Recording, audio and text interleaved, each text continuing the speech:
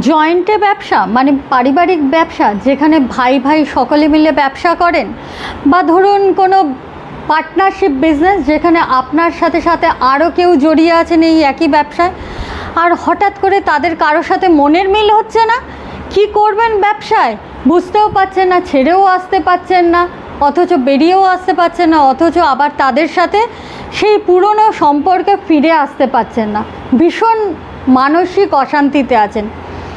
আজই দূরে হয়ে যাবে আপনার এই সকল সমস্যা। কি করতে হবে? একটি ঘটিতে কিছুটা জল নেবেন, তার মধ্যে হলুদ মেশাবেন, কিছুটা আতপ চাল নেবেন, আর সেই জলটা অতি অবশ্যই গঙ্গা জল হতে হবে। সব একত্রিত করে নিয়ে গিয়ে চন্দন গাছের গোড়ায় সেটিকে ঢেলে দিয়ে আসবেন।